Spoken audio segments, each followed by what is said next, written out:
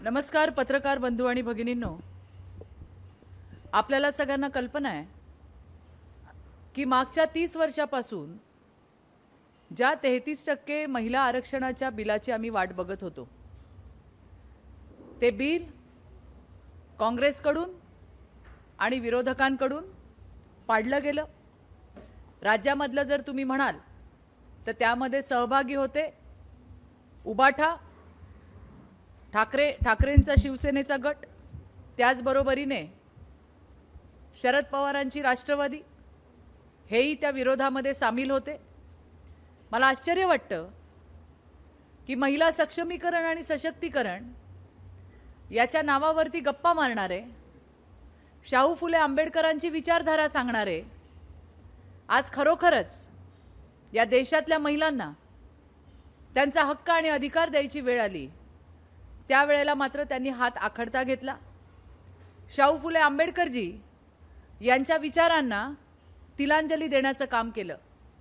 आपल्या सगळ्यांना कल्पना आहे, महामानव भारतरत्न डॉक्टर बाबासाहेब आंबेडकर यांच्या प्रयत्नामुळे यांनी केलेली सुरुवात ती खरी महिला सक्षमीकरण आणि सशक्तीकरणाची सुरुवात होती। सगळ्यात आधी मतदानाचा अधिकार या देशातल्या 50% मातृशक्तीला दिला, तिला मुख्य प्रवाहात आणायचं काम केलं।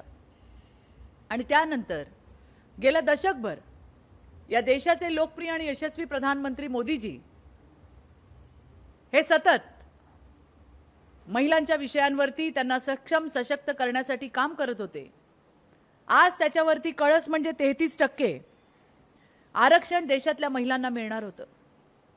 देशातलं सर्वोच्च सभागृह असणाऱ्या संसद भवनामध्ये, पार्लमेंटमध्ये आज 33% महिलांचा आवाज गुंजणार होता। या देशातल्या प्रत्येक राज्याच्या विधानसभेमध्ये 33% महिलांचा आवाज गुंजणार होता। परंतु ज्या पद्धतीने या विधेयकाला विरोध झाला, हे बघता हे फक्त विधेयक पाडलं नाही तर देशातल्या करोडो महिलांच्या स्वप्नाचा चक्काचूर करायचं काम, त्यांना पायदळी तुडवण्याचं काम केलं गेलं। मला असं दुर्दैव आहे आणि वाईट वाटतंय की याला राज्यातल्या देशातल्या ज्या महिला सांसद यांनी विरोध केला त्या कोण होत्या? त्या होत्या कुणाची तरी मुलगी, कुणाची तरी पत्नी, कुणाची तरी बहीण, ज्यांना राजकीय पार्श्वभूमी आहे, ज्यांना कधी आमच्यासारखा सर्वसामान्य महिलांसारखा संघर्ष करावाच लागला नाही, रस्त्यावर येण्याची त्यांच्यावरती कधी वेळ आली नाही। कारण त्या जेव्हा जन्माला आल्या तेव्हाच त्या आरक्षण घेऊन आल्या होत्या। आणि मग त्याच्यामध्ये राज्यामधल्या बारामतीची आमची मोठी ताई सुप्रिया सुळे असेल, त्या ठिकाणी सोलापूरची प्रणिती शिंदे असेल, या आल्यात त्यांच्या वडिलांच्या कर्तृत्वामुळे। जेव्हा जन्माला आल्या तेव्हाच आरक्षण घेऊन आल्या होत्या। आज या देशातली सर्वसामान्य महिला ही त्या सर्वोच्च सभागृहामध्ये आपला आवाज उठवणार होती, देशातल्या प्रत्येक राज्याच्या विधानसभेमध्ये आवाज उठवणार होती। परंतु यांना ते नको होतं। यांचा जो महिलांच्या मानसिकतेविरोधाचा जो चेहरा आहे तो त्या ठिकाणी समोर आला। यांच्या चेहऱ्यावरचा बुरखा जो आहे तो त्या ठिकाणी टराटरा फाटलेला आहे। आता आमची जी लढाई आहे ही थेट लढाई आहे। या देशातल्या महिलांना त्यांचा शत्रू कोण आहे, त्यांच्या संधीच्या आड येणारे कोण आहेत, यांचे चेहरे आता स्पष्ट दिसलेत। एका बाजूला म्हणायचं की आमचा आरक्षणाला पाठिंबा आहे, दुसरीकडे म्हणायचं आम्हाला डिलिमिटेशन नको आहे, एका ठिकाणी म्हणायचं आमचा आरक्षणाला पाठिंबा आहे पण काही ना काही प्रश्न त्या ठिकाणी उपस्थित करायचे। मला आश्चर्य वाटतं, राज्याचे सन्माननीय मुख्यमंत्री देवेंद्रजी फडणवीस यांनी परवा अतिशय व्यवस्थित सर्वसाधारण लोकांना समजेल अशा सोप्या भाषेमध्ये 2023ला काय झालं आणि आता काय होतंय याच्या बाबतची स्पष्टता दिली। असं असताना सुद्धा विविध रत्ने मिळवलेले ज्या सांसद आहेत त्या म्हणतात आम्हाला डिबेट करायचं आहे, आम्हाला चर्चा करायची आहे। त्यावरही राज्याच्या सन्माननीय मुख्यमंत्र्यांनी सांगितलं मी डिबेटला तयार आहे। देवेंद्रजी फडणवीस हे भारतीय जनता पार्टीचे सर्वोच्च नेते आहेत, राज्यातले. आणि त्यामुळे तुमच्या पक्षातल्या सर्वोच्च नेत्यांसोबत जर त्यांची तयारी असेल तर माझी डिबेटला येण्याची तयारी आहे, हे सुद्धा त्यांनी त्या ठिकाणी स्पष्ट केलं. संसदेमध्ये काम करणाऱ्या, विविध रत्न मिळवणाऱ्या या आपल्या सांसदांना देवेंद्रजींनी सोप्या भाषेत घेतलेली सुद्धा प्रेस समजत नसेल तर या नक्की तिथं काय करतात, हा माझ्यासह लाखो महिलांना, करोडो महिलांना पडलेला प्रश्न आहे. काही जण विचारतात 2023ला आरक्षण बिल पास झालं, मग आता काय गरज आहे? त्याही वेळेला देवेंद्रजींनी सांगितलं होतं, सरकारने सांगितलं होतं, देशाचे यशस्वी प्रधानमंत्री, देशाचे लोकप्रिय गृहमंत्री अमित भाई असतील, या सगळ्यांनी सांगितलं 2023ला घटना दुरुस्ती झाली होती आणि अंमलबजावणी आता करायची होती. कोविडमुळे ती जनगणना पुढे गेली. त्याचं पुनर्विभाजन कधी होईल आणि कधी त्या ठिकाणी आरक्षण लागू होईल, त्यामुळे महिलांना लवकरात लवकर त्यांचा अधिकार मिळावा यासाठी ही प्रक्रिया वेगाने पूर्ण करायची होती आणि म्हणून संसदेने हा निर्णय घेतला.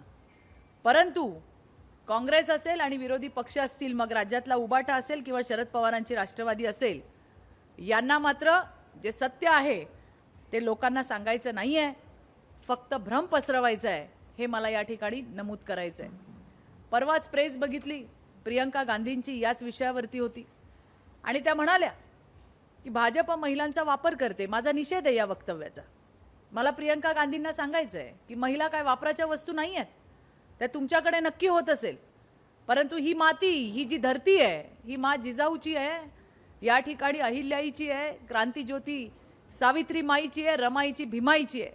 आणि या मातीमध्ये शक्ती आणि त्याग आणि नेतृत्व, शक्ती, त्याग आणि नेतृत्व या मातीमध्ये आहे आणि त्यामुळे महिलांचा वापर केला जातो. हा जो शब्द वापरला गेला त्याला या देशातल्या महिला कधीही माफ करणार नाहीत, हेही मला या ठिकाणी सांगायचं आहे. काँग्रेसची नीती, विरोधी पक्षांची नीती आपण बघितली की महिलांबद्दल फक्त बोलायचं, आम्ही हे करणार, आम्ही ते करणार. ज्या वेळेला 2014ला देशाचे प्रधानमंत्री मोदीजी झाले, त्यावेळेला या देशातल्या 50% मातृशक्तीला त्यांच्या मूलभूत गरजासुद्धा नव्हत्या. टॉयलेट नव्हते. या देशाची मातृशक्ती रस्त्यावरती, शेतांमध्ये जायची. परंतु ज्या वेळेला मोदीजी आले त्यावेळेला त्यांनी सांगितलं की ही इज्जत, ही फक्त घरची इज्जत नाही, माझ्या देशाची इज्जत आहे आणि माझ्या देशाची इज्जत, माझी ही मातृशक्ती रस्त्यावर जाणार नाही, असा विचार करणारे पहिले प्रधानमंत्री ज्यांचं नाव मोदीजी आहे. आणि आज देशभरामध्ये गावातल्या खेड्यात जरी तुम्ही गेलात तरी त्या ठिकाणी टॉयलेट आहे.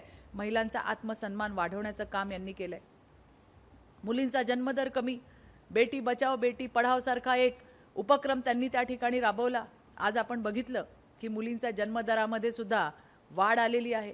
मुलींना जन्म द्या यासाठी विविध योजना आल्या आहेत. त्यांचे शिक्षण असेल मोफत, त्या जन्माला आल्यानंतर विविध योजना त्यांच्यासाठी आलेल्या आहेत की ज्यामुळे मुली या परिवाराला बोज वाटू नये, यासाठीच्या विविध योजना मोदीजींनी केल्या.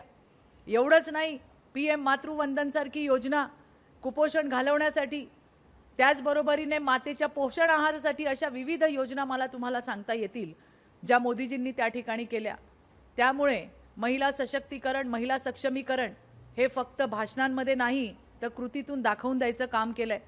आरोग्यासोबत, शिक्षणासोबत महिलेला आर्थिक विकास आणि त्याच्यामध्ये ती पुढे कशी येईल याचा विचार मोदीजींनी केला आणि त्यातूनच विविध योजना आज त्या ठिकाणी आलेल्या आहेत. 10 कोटीहून अधिक महिला बचत गटांसाठी भरीव निधीची तरतूद केली. आज लखपती दीदीसारखी संकल्पना आणली. त्याचबरोबरीने द्रोण दीदी, महिला बचत गट म्हटले की नेहमी लोणचं, पापड, एखादा जेवणाचे पदार्थ, कपडे याच्याशी संबंधित उद्योग आपल्याला दिसतात. पण या पारंपरिक व्यवसायांना छेद देत थेट आमच्या ग्रामीण ताईच्या हातामध्ये द्रोण द्यायचं काम आणि त्या द्रोणच्या माध्यमातून शेतांवरती फवारणी करायची द्रोण दीदी तयार करायचं काम हे मोदीजींच्या माध्यमातून झालं. स्टँडअप असेल, स्टार्टअप असेल, मुद्रा असेल, अशा विविध योजनेमधनं महिलेला आर्थिक सक्षम करायचं काम केलं. PM आवास सारख्या योजनेमध्ये महिलांच्या नावावर घर देऊन तिला मालकी हक्काची आपल्या जाणीव करून दिली. अशा एक ना अनेक विविध योजना मला सांगता येतील. राज्यामध्ये सुद्धा सन्माननीय मुख्यमंत्री देवेंद्रजींच्या माध्यमातून आपण पाहिलं असेल लाडक्या बहिणीसारखी योजना, विविध योजना ज्यामध्ये महिलांना आर्थिक सक्षम करण्याचं काम हे राज्यामध्ये सुद्धा होतंय. आणि असं असताना अशा पद्धतीचं जे बिल आहे, जो आमचा हक्क होता, आमचा अधिकार होता, जो मिळवण्यासाठी आम्ही त्या ठिकाणी आवाज उठवला आणि त्याला आता जो आक्रोश आपल्याला संपूर्ण देशातून राज्यातून ऐकायला येतोय, हा आक्रोश काँग्रेसला विरोधी पक्षांना स्वस्थ बसू देणार नाही असं माझं या ठिकाणी म्हणणं आहे।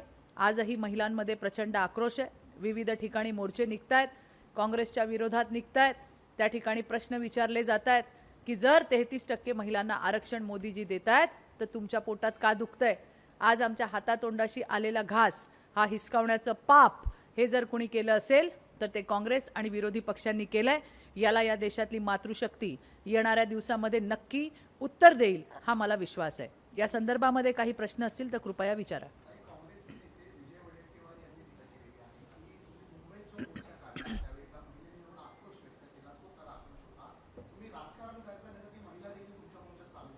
मला वाईट वाटतं या नेत्यांच्या मानसिकतेचं, या नेत्यांच्या कोत्या मनाचं, या नेत्यांच्या नीच मनोवृत्तीचं।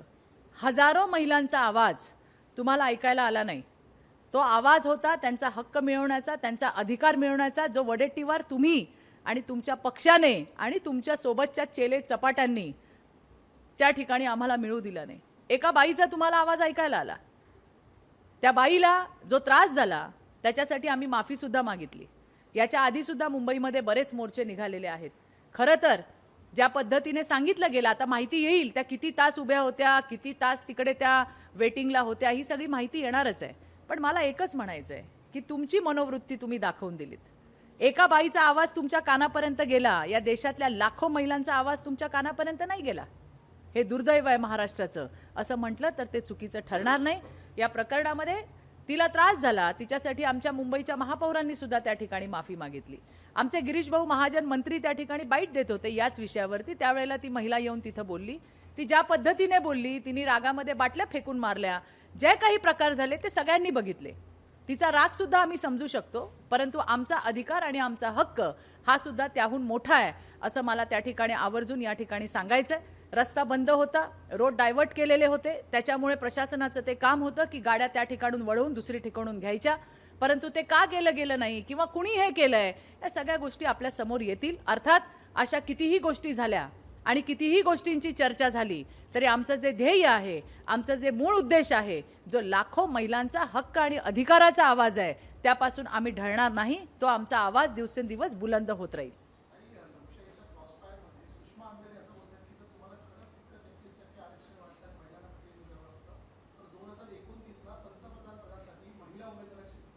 अहो, त्यांनी बोलावं ज्यांनी कधी महिलांना प्राधान्य दिले। कोण आहेत या आणि काय यांच्या पक्षाची भूमिका आहे? त्यामुळे यांनी असे कोण सटर फटर कोणी पण उभं राहावं आणि वटवागळासारखं फडफडावं आणि आम्हाला विचारावं तर त्यांना उत्तर द्यायला आम्ही काय बांधील नाही आहोत। जे तोंड वर करून जे बोलतात त्यांनी सांगावं त्यांच्या पक्षाची महिलांबद्दलची पॉलिसी काय आहे। तुम्ही किती लोकांना आतापर्यंत प्रतिनिधित्व दिलं? आम्ही देतोय, आम्ही देत आलोय आणि आम्हीच देत राहणार। आज सुद्धा ज्यांनी प्रश्न विचारले त्यांना माझा निरोप पोचवा। आज सुद्धा विधानसभा विधान परिषदेमध्ये महिला सगळ्यात जास्त आमदार कुठल्या पक्षाच्या असतील तर त्या भारतीय जनता पार्टीच्या आहेत। स्थानिक स्वराज्य संस्थांमध्ये सुद्धा ज्या ठिकाणी महिला आरक्षित जागा आहेत तिथे तर आम्ही महिलांना जागा दिल्याच आहेत, पण ज्या ओपन जागा आहेत तिथे सुद्धा आम्ही महिलांच्या क्षमतेला वाव दिलेला आहे। त्यामुळे कोणी उठावं आणि तोंड उचकटून काही बोलावं आणि तुम्हाला असं वाटत असेल त्यांना आम्ही उत्तरं द्यावी तर त्यांना उत्तरं द्यायला आम्ही बांधील नाही। भारतीय जनता पार्टी महिलांसाठी काय करत आली आहे हे आतापर्यंत सगळ्या जगाने आणि देशाने बघितलेलं आहे।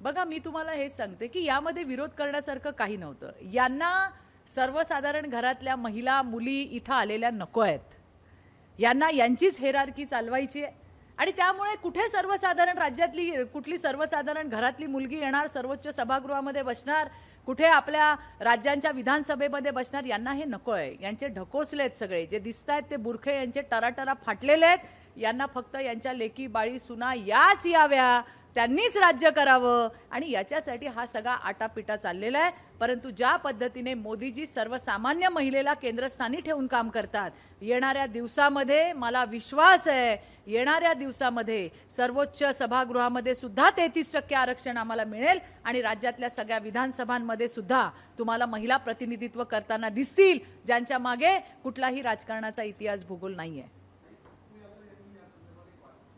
नाही, अतिशय वाईट आणि दुर्दैवी आहे. मला जी माहिती मिळाली की त्यांची बायको पण कुठेतरी आहे, कुठल्या तरी काय म्हणतात त्याला, कुठल्या तरी वर निवडून आलेली आहे किंवा तिथं कुठे काम करते. त्यांची मुलगी सुद्धा अशा पद्धतीने राजकारणामध्ये काम करते. मग तुम्हाला म्हणायचं काय? ही घाणेरडी सोच आहे, ही घाणेरडी बुद्धी आहे लोकांची की ज्यामध्ये अशा पद्धतीने महिलांबद्दल जे उद्गार काढले पडतात त्यांच्यावर तर कडक कारवाई झाली पाहिजे. यांच्या तोंडाला लगाम बसेल अशा पद्धतीची कारवाई केली पाहिजे. कारण आधी तुम्ही ज्या पद्धतीने बोलता, अरे तुमची पत्नी पण या सिस्टीम मध्ये आहे ना, तुमची मुलगी या सिस्टीम मध्ये, मग तुम्हाला काय म्हणायचं? ते हे सगळं करून आलेले आहेत. आणि अशामुळे ज्या कर्तृत्ववान महिला आहेत, ज्या काम करतात, तुम्ही कधी बघा राजकारणामध्ये कुठल्याही पक्षाच्या असू दे, अगदी विरोधी पक्षाच्याही असू दे, ज्या महिला काम करतात त्या किती सॅक्रिफाईस करतात, किती मेहनत घेतात त्या पदापर्यंत पोहोचण्यासाठी. आणि एक कोणतरी असा लुंगासुंगा येऊन उभा राहतो आणि काहीतरी महिलांच्या बाबतीत मध्ये बोलतो. असल्या वाचाळांना तर असा फोडून काढला पाहिजे, ही माझी स्वतःची वैयक्तिक प्रतिक्रिया आहे.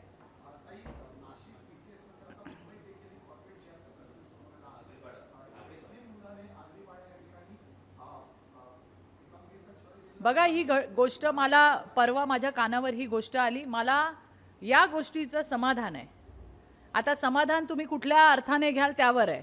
समाधान या गोष्टीचं आहे की मुली पुढे येत आहेत, किमान मुली बोलत आहेत की आपल्याला न्याय मिळेल.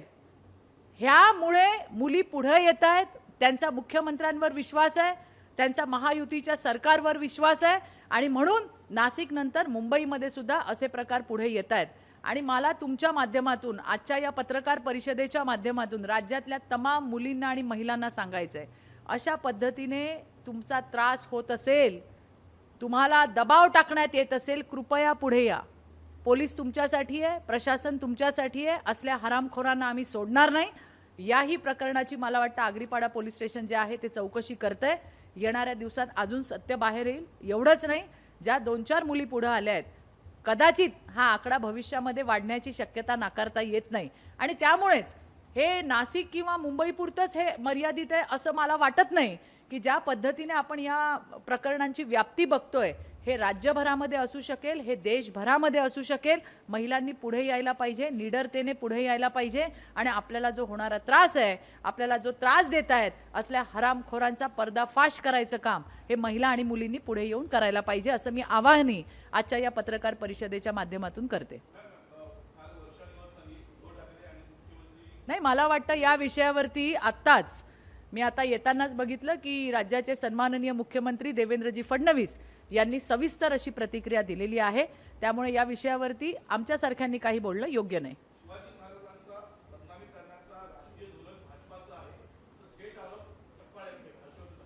हर्षवर्धन सपकाळ आणि त्यांचे ते कोण आणखीन खरगे, हे सठिया गए. कोण कधी काय म्हणतंय, कोण कधी काय म्हणतंय, मला वाटतं हिंदीतला हा शब्दप्रयोग बरोबर असावा, सठिया गए है. अशा पद्धतीने शिवाय दुसरं माझ्याकडे काही त्याच्यावरती काही उत्तर देण्यासारखं नाही आहे. खरगेंनी कधी उठावं, प्रधानमंत्र्यांना काही म्हणावं, या सकपाळांना काही उठावं, रोज उठावं आणि सरकारवरती टीका करावी, मुख्यमंत्र्यांवरती काही बोलावं. तर ज्याच्यामध्ये तथ्य असेल त्या विषयांवरती आपण बोलूया असं मला या ठिकाणी वाटतंय. सरकार हरकतमध्ये आलेलं आहे. ज्यांनी कोणी अशा पद्धतीने छत्रपती शिवाजी महाराजांचा बोलण्यातही अपमान केला असेल, सरकार त्याला सोडणार नाही. कारण छत्रपती शिवाजी महाराजांच्या विचारांवरती हे सरकार चालतं आणि आपल्याला सगळ्यांना, इथे बसलेल्यांना सुद्धा छत्रपती शिवाजी महाराज याच्यापेक्षा मोठं दैवत कोणी असूच शकत नाही. आणि आपल्या दैवतावरती जर उठून कुणीही काही बोलत असेल तर त्यांना पाठीशी घालण्याचं काही कारणच नाही आहे.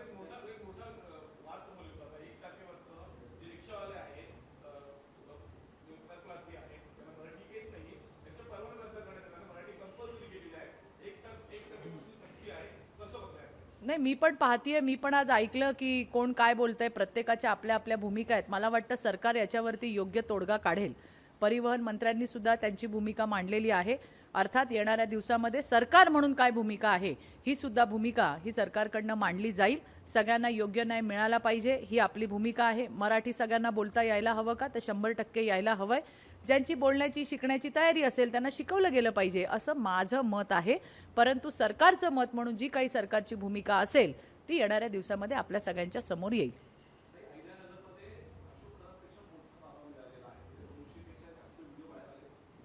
नाही, मला हेच म्हणायचं आहे, सगळे बुवा बाबा जे कोण हे विकृत हरामखोर आहेत हे एका पागोपाग एक एक्सपोज होताना दिसत आहेत.